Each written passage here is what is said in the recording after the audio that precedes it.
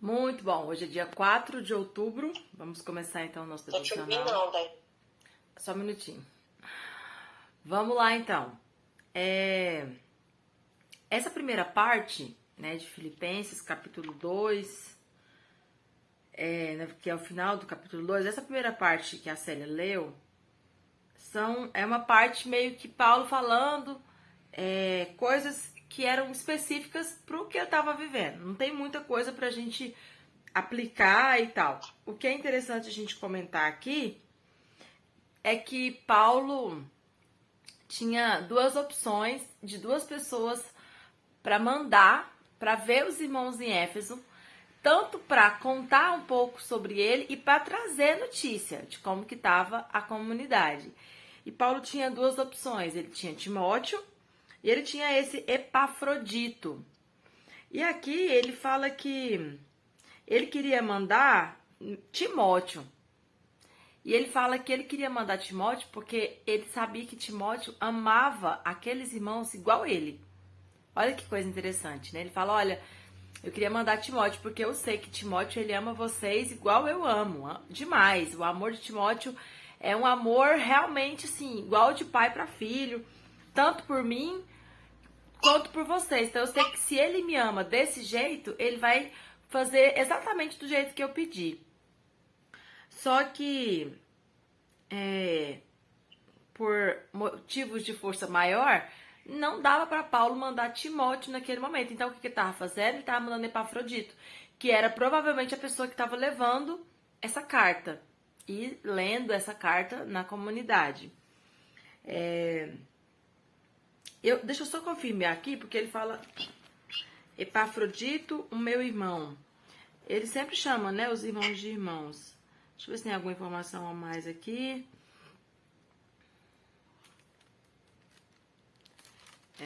Com efeito, espero ver qual que é o versículo.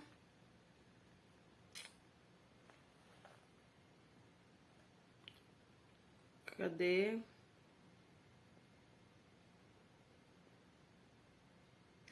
O 25. Julguei contudo necessário enviar-vos Epafrodito, meu irmão e cooperador e companheiro nas lutas. Não tem. Eu queria ver se tinha mais alguma coisa sobre esse Epafrodito, mas não tem. Mas aqui o que é interessante da gente perceber é isso, né? Paulo escolhe uma pessoa, um amigo, um companheiro de viagem e envia junto com essa carta. Então, irmãos, uma coisa que dá pra gente aplicar sempre existem as pessoas dos bastidores, né? A gente vê muito falar sobre isso, a gente vê muita pregação sobre isso. Às vezes a gente acha que ser um grande homem de Deus, ser uma pessoa muito usada por Deus, é só aquela pessoa que tá lá em cima, que aparece, né? E às vezes tem as pessoas dos bastidores que não são tão vistas, mas que têm, né, uma importância que é impossível até da gente mensurar. E aqui Epafrodito era essa pessoa, né? Paulo fala que ele era o irmão e companheiro nas lutas, companheiro nas tribulações. E qual que é a fama que Epafrodito recebeu ao longo da história? Nenhuma, né? E às vezes a gente tem os dois lados. Às vezes a gente tem o chamado para ser essa pessoa de palco, que não está no palco. Eu conheço muitas pessoas que falam pra mim assim, olha, eu gosto muito de servir, eu gosto sim, de trabalhar mesmo, mas eu não gosto de estar na frente, nos holofortes. Eu gosto dos bastidores, eu gosto de não ser visto, de não ser notado. E essas pessoas são essenciais. E as pessoas que estão ali, né, que põem a cara a tapa, eu acho que eu sou mais esse tipo de gente.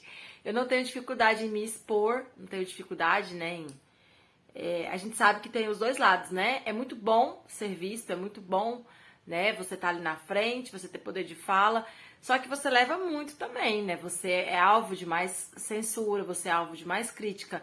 Então, depende muito da estrutura de cada um. Eu não tenho dificuldade, pelo menos tento lidar, né, com isso para não ter dificuldade, tento aprender a lidar com isso. E entendo que faz parte do processo, né? Mas, assim, só pra gente ressaltar que é real, é necessário que haja essas pessoas, né? Epafrodito foi essa pessoa, né? Amigo, cooperador, sofreu junto com Paulo. Paulo falou, preciso que você vá lá em Éfeso, leve essa carta. Ele foi, né? E obedeceu. E cada um serve a Deus de uma forma. Nessa primeira parte é basicamente isso.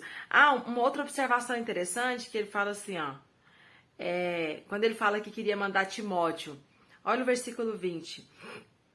Ele fala que nenhum outro ele sente o que ele sente por Timóteo. Ou seja, a fé que Timóteo vai cuidar do bem-estar, tanto de Paulo quanto da igreja, né? Que ele fala do vosso bem-estar, ou seja, ele sabia que Timóteo ia realmente amar aqueles irmãos. Agora, olha por que ele fala isso. Olha o 21, ele fala assim: pois todos buscam o que é seu e não o que é de Cristo. Lembra dos líderes que vinham e começavam a pregar depois que Paulo deixava, né, a igreja ali formada? É justamente disso que Paulo está falando. Eu venho, prego. Vem outros que em outros momentos Paulo fala que estava preocupado só com o dinheiro, preocupado em extorquir os irmãos. E aí Paulo fala, olha, Timóteo, eu sei que Timóteo ama vocês. E ele não está preocupado com ele está preocupado com o reino.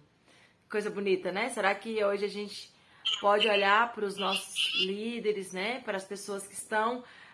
que tem alguém que está com o microfone ligado, que está dando alguma...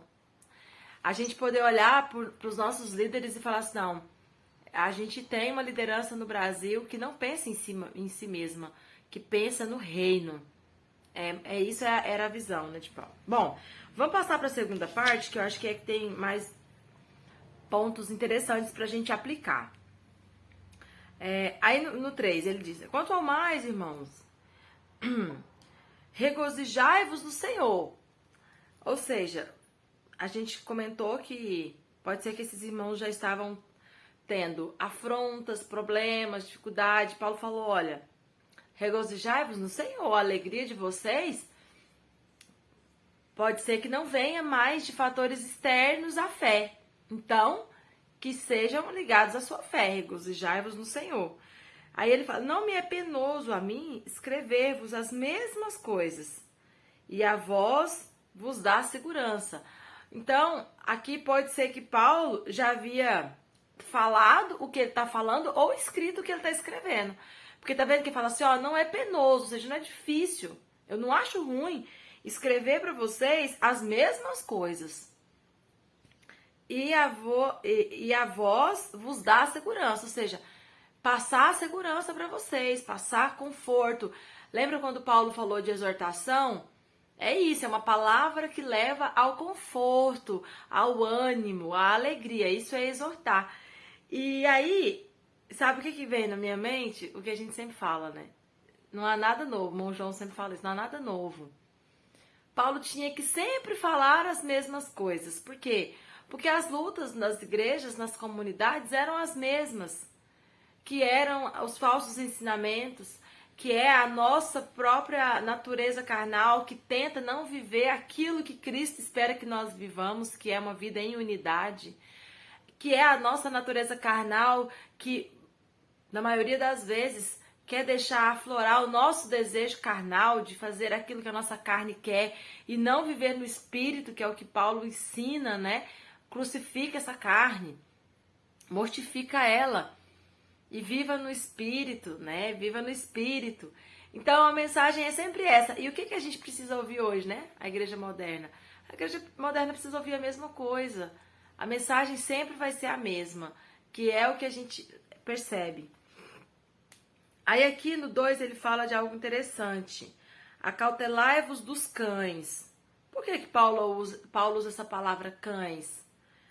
O que vocês acham? Eu já vi muita pregação sobre isso, que geralmente pode ser que Paulo está falando do cão voltar à prática do vômito, que também fala em Apocalipse. Por quê? Porque Paulo aqui vai começar a falar também que sobre a circuncisão. O que a gente pode inferir? Que Paulo está falando, ó, cuidado com os cães, aquelas pessoas que estão em Cristo e querem voltar às práticas antigas. A circuncisão, não é a circuncisão que vai trazer a salvação para vocês. Mas eu não sei, eu acho tão vago. Deixa eu ver se tem mais alguma coisa. Alguém tem alguma opinião sobre esses cães? Deixa eu ver aqui.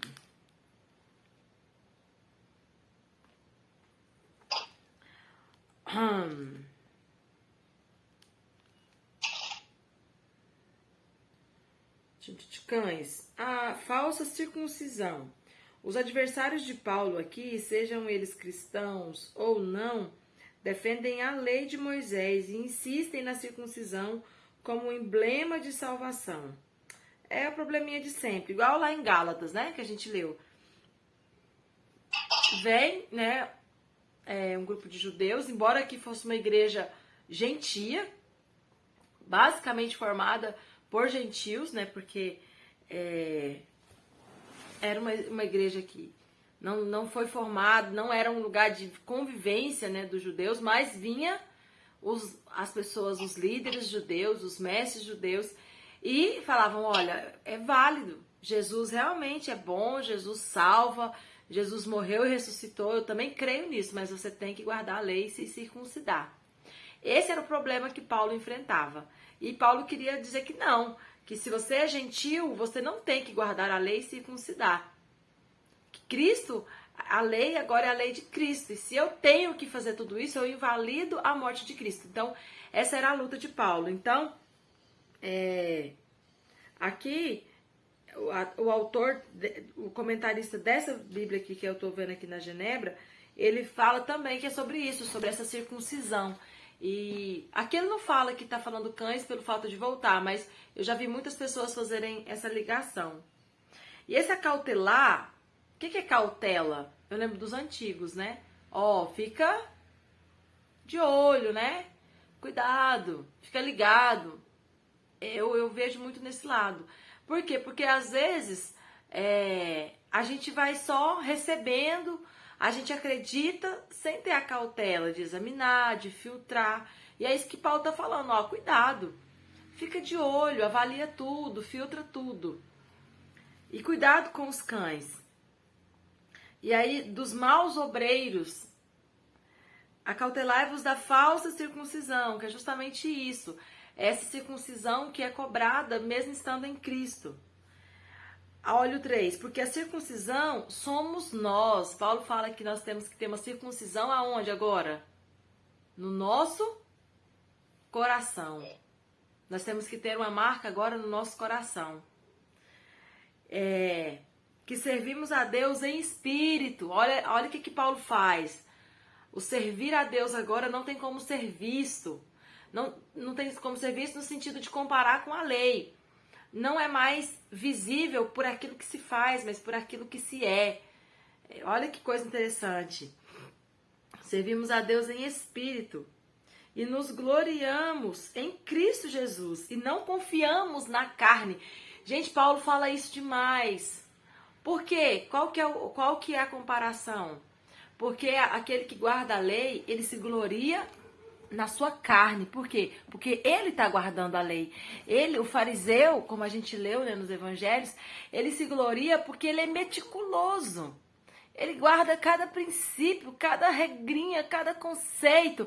E era contra isso que Paulo lutava. Né? Era contra essas coisas que eles até haviam acrescentado na lei. E eles se gloriavam nisso. Porque eu sou muito fera, eu guardo a lei, eu guardo o Talmud, eu guardo a tradição dos anciãos, eu sou muito fera, eu consigo viver. Tanto é que as pessoas quando viam um fariseu, que era muito fariseu, falavam assim, uau, esse é o cara, porque era quase impossível. Mas por que eles faziam? Porque eles eram hipócritas, eles faziam para os outros verem. O que concernia a vida real lá dentro do coração, eles não faziam. Então eles conseguiam viver, porque eles eram hipócritas, viviam na fachada. E era contra isso que Paulo lutava. Paulo falava assim, olha, nós não nos gloriamos na nossa carne, naquilo que nós conseguimos ou não fazer. E Paulo, quem era Paulo? Era fariseu de fariseu. Ele era um desses, né, que fazia tudo. Mas pelo que a gente conhece de Paulo pelas cartas, ele era aquele chato mesmo, que tentava fazer tudo porque ele queria mesmo falar, eu sou, eu faço, né? E ele fala, olha, não é nisso mais que eu me glorio. Eu me glorio em Cristo, no que Cristo fez. Porque se eu me gloriar no que eu faço, o que Cristo fez se torna em vão. Continuando. Aí olha o que eu acabei de falar no 4. Ó. Se bem que eu poderia até confiar na carne. Eu poderia. Porque eu era o cara, eu fazia tudo. Dava o dízimo do coentro e da hortelã. Agora você imagina, você vai numa hortinha e colhe coentro e hortelã. Aí você pega ali e tira ali 10%. Ó, como é que você tira 10% de orégano? Tão pequenininho, né? Sabe? E é isso que Paulo está exemplificando. A gente quer fazer coisas tão meticulosas e deixa de fazer as grandes, que é o que Jesus condenou lá em Mateus capítulo 23, né? Que falava sobre a censura aos fariseus. Aliás, a censura à hipocrisia dos fariseus, não aos fariseus. Se algum outro julga poder confiar na carne, ainda mais eu. É justamente o que a gente está dizendo. Paulo sabia que ele, se ele quisesse, ele se gloriaria sim na carne. Aí ele vai falar, circuncidado ao 8º dia, da linhagem de Israel, da tribo de Benjamim, hebreu de hebreus quanto à lei, fui fariseu, quanto ao zelo, persegui a igreja, quanto à justiça que há na lei, fui irrepreensível. Ele realmente era o cara para guardar a lei. Mas o que para mim era lucro, passei a considerá-lo como perda por amor a Cristo. E aqui, gente, a gente precisa fazer uma aplicação. Aquilo que às vezes a gente é tão detalhista, né, na nossa religiosidade, na nossa aparência, né, na nossa forma de mostrar o que nós somos, porque isso existe, isso é real e é normal, né? Não tem como. Nós vendemos uma imagem. As pessoas acham que nós somos uma coisa e nós somos uma coisa. O que a gente não sabe é se o que as pessoas leem em nós é o que nós realmente somos, o que geralmente nunca é a mesma coisa. Nós somos uma coisa e vendemos outra, né? Vendemos uma imagem que não é a imagem real que nós somos. E a pergunta que nós precisamos fazer para aplicar é: será que vale a pena? Será que vale a pena eu vender essa imagem? E é o que Paulo está dizendo, olha, aquilo que eu poderia vender, essa imagem que eu poderia vender para vocês, eu estou me lixando para ela. Não quero mais. Não me importo mais com essa imagem. Porque para o judeu, gente, se Paulo quisesse ganhar o judeu, era só ele, né, usar tudo isso que ele acabou de falar. Quem ele era. Ele falou, mas não quero mais. Não é isso que agora é importante para mim. E assim, a gente precisa de tempos em tempos fazer essa pergunta, o que é lucro para mim? Será que, né, aquilo que a gente faz, será que isso é o lucro? E Paulo fala, olha, aquilo que para mim era lucro, era bonito, eu achava o máximo, eu achava vantajoso. Isso eu reputei como perca por amor a Cristo. Ou seja, eu joguei tudo fora. Para mim, eu não quero. Se for para mim mostrar Cristo, eu abro mão de tudo isso. Eu acho isso muito interessante da gente, de tempos em tempos, fazer essa leitura e olhar para nós e perguntar, o que tem sido lucro para mim, sabe? O que eu tenho vendido, né, que eu acho que tem sido vantajoso e às vezes na verdade não é. Os irmãos estão entendendo o que eu quero dizer? Sabe? Da gente às vezes vender, né, algo que a gente acha que é valioso, mas na verdade às vezes não é. A gente está pondo uma importância naquilo que às vezes não tem. E eu entendo isso que Paulo está dizendo.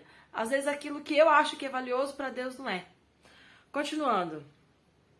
O que para mim era lucro para ser considerado como perca, né?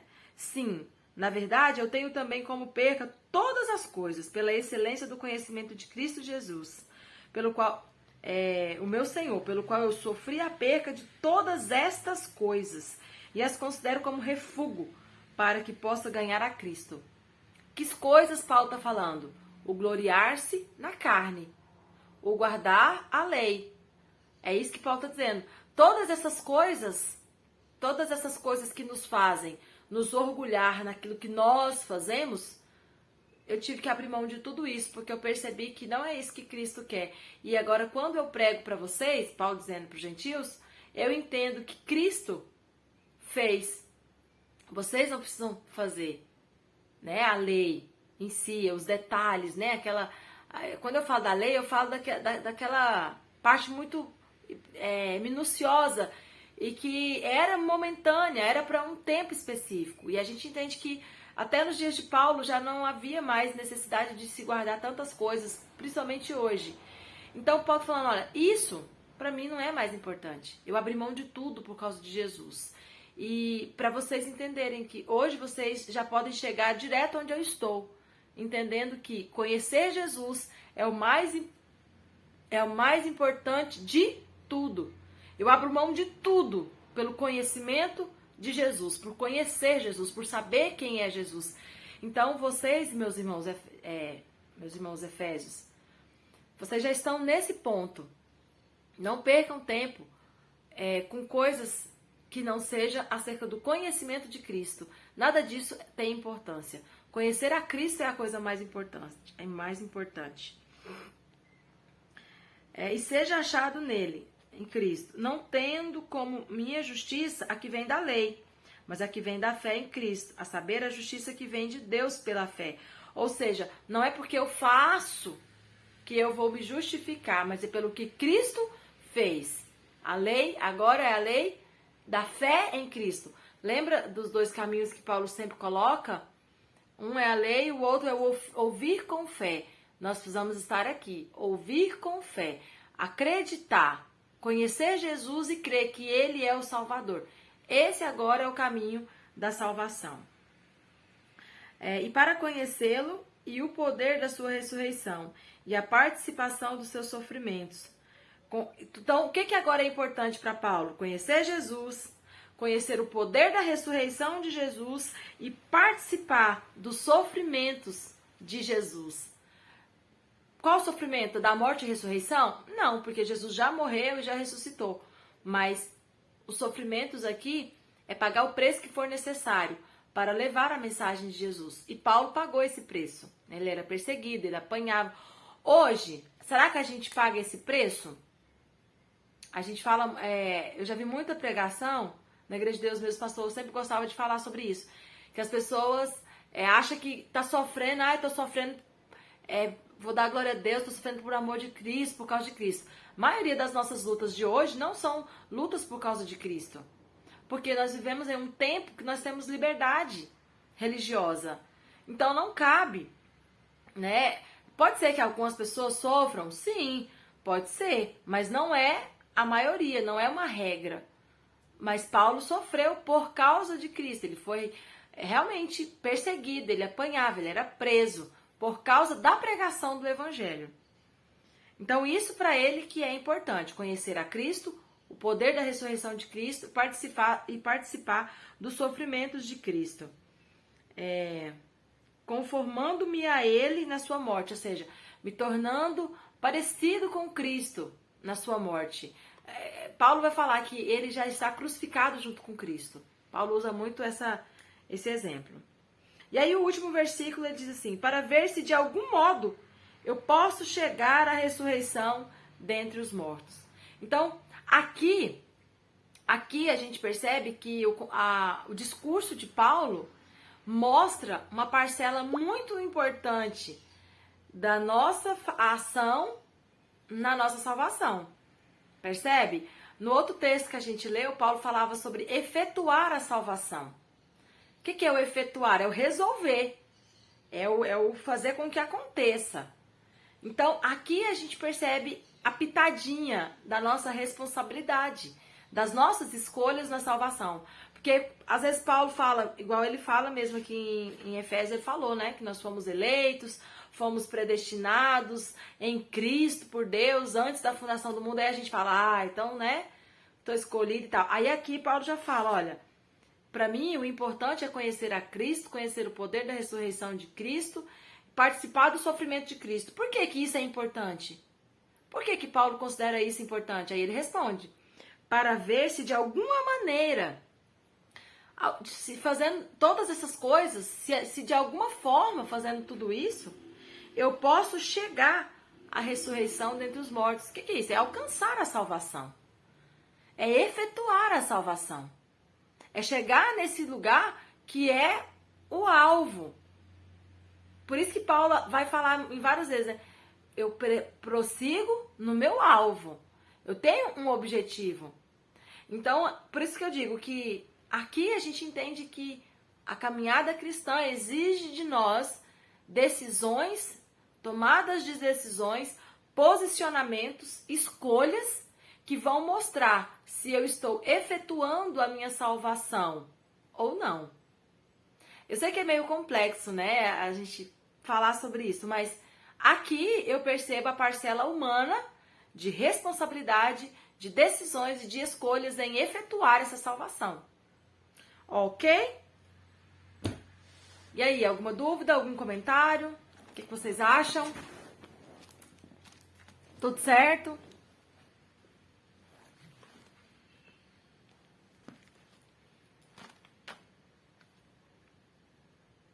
Microfone desligado. A Célia tá falando, não tô escutando nada.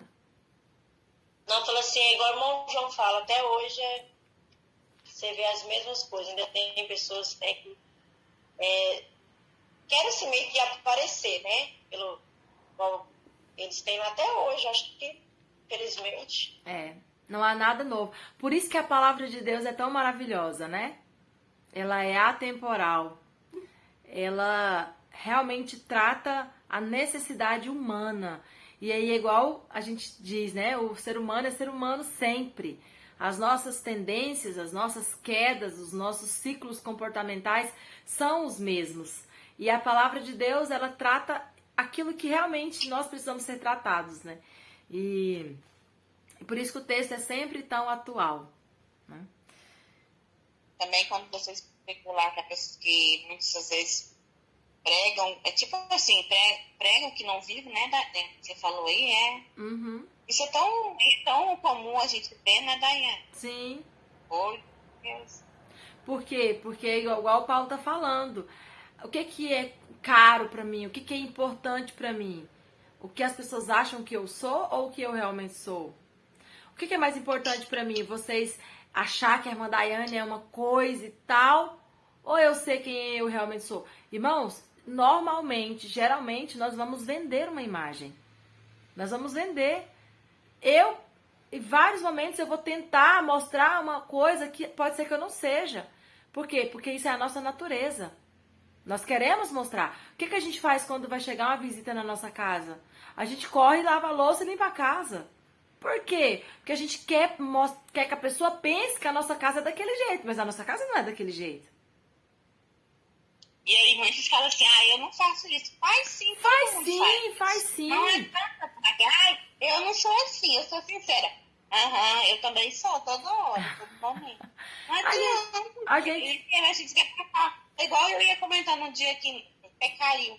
Quando uma vez eu ouvi daqueles negócios sanguinários, não sei o quê. Aí eu falei assim, eu não sou sanguinária. Aí eu fui vendo as coisas boas do sanguinário. Aí eu não tinha visto as coisas ruins, sabe?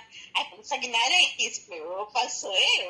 Sanguinário é coisas boas. Quando chegou nas coisas ruins, eu falei, meu Deus, eu realmente... Porque as boas eu queria ser, mas as ruins eu não queria ser, né? É daquele livro, né? Temperamentos Transformados. Eu já vi, já. Eu nem lembro qual que eu sou. Mas, irmãos, e o que a gente aplica disso, né? Pra gente fechar e entender qual que é a mensagem. Não venda. Não ache que é isso que é importante, que é caro. Eu acho bom essa expressão, né? De caro, porque, tipo, quando você tem uma roupa cara, você lava na mão, você não joga na máquina, você tem aquele cuidado. Agora, quando a roupa já tá velha, baratinha, que você joga, trata de qualquer jeito. O que Paulo tá falando? O que é caro pra você? Paulo falou, olha, eu não acho que é caro aquilo que eu era. Isso não é mais importante pra mim. Quem eu era, o fariseu que eu era, que guardava e que podia me mostrar. Eu acho que aqui a grande aplicação é justamente essa, que Paulo está tentando tratar. Não queira que as pessoas achem que você é alguma coisa. Eu poderia ser essa pessoa. Não quero ser. Porque eu não quero que aquilo que eu faço seja o que fique em evidência, mas aquilo que Cristo fez. E se eu fico aqui mostrando o que eu faço, eu fico muito em evidência. E eu não quero estar em evidência. Eu quero que Cristo esteja em evidência. Então eu não acho que aquilo é caro mais. Eu acho que agora é insignificante. E eu acho isso lindo. Paulo, sabe, abrir mão de tudo isso, porque nós, como seres humanos, a gente não quer abrir mão disso, daquilo que a gente faz, daquilo que a gente é. A gente quer valorizar, sim. Paulo fala, olha, não quero mais. E Paulo deve ter lutado muito, né, contra ele mesmo, para ter esse comportamento, né, e dizer, não quero mais, não é mais importante. E a gente precisa chegar lá. Nós precisamos chegar lá, né, de olhar e falar assim, não é importante. Aquilo que eu faço, eu deixo de fazer. Por quê? Porque existe algo mais importante, que é conhecer a Cristo e o que Ele fez. Isso é mais importante, então eu vou gastar energia com isso. Eu acho perfeito. Ok? Ok. Amém. Aí, Oi. quem pediu primeiro foi a Célia. Queria falar um negocinho aqui, mas... De Timóteo aqui, você acha que ele estava doente porque ele foi perseguido, tipo assim, por ele ter levado uma surra, algum preso? Não, acho que não. Ele não fala, acho que é só por falta de circunstâncias favoráveis mesmo. Ah, Fala, irmão João. Timóteo... Não, fico assim, pensando, né? Essa história de que quem eu sou, na verdade, e quem eu sou, na verdade... E o que eu presumo que eu sou? Bom, porque assim, a gente tem, todos nós temos uma visão de nós mesmos, que nem sempre, né, essa visão é realmente o que nós somos, né? Nós costumamos, como dizem os meninos, né, passar o pano para os nossos defeitos, né, para aquilo que a gente precisa melhorar. Mas assim, não importa, não é disso que eu quero falar, não. É pensar assim, os fariseus, alguns deles, Jesus diz assim, olha, os fariseus, ele fala de uma forma como se todo fariseu tivesse aquela conduta da hipocrisia. E às vezes eu penso que não necessariamente da hipocrisia, mas da crença equivocada, que é diferente. Porque eu penso que o hipócrita, hipócrita é aquele que sabe que aquilo não está certo, que prega, mas que faz de forma diferente. É uma opção. Esse cara é hipócrita, certo? Mas existe um outro sujeito que ele não é hipócrita. Ele tem a crença equivocada. É diferente. Porque ter a crença equivocada, eu falo assim, eu acredito realmente no meu coração que essa conduta, que esse tipo de ação, ou de conduta, de comportamento, ou de busca é verdadeiro. E eu vou me pautar agora por isso. Sim, então, faz assim, sentido. E vou me pautar por aí. Sim. Entendi perfeitamente. Muitos não faziam só por hipocrisia, porque acreditavam que aquilo era o certo de se fazer, né? Tem sim os dois lados. E eu creio que Paulo era essa pessoa, né? Que não fazia para dizer que fazia porque acreditava que tinha que ser feito daquele jeito. Fazia por achar que estava fazendo certo. Ok, vamos encerrar. Deus abençoe. Até amanhã. Em nome de Jesus.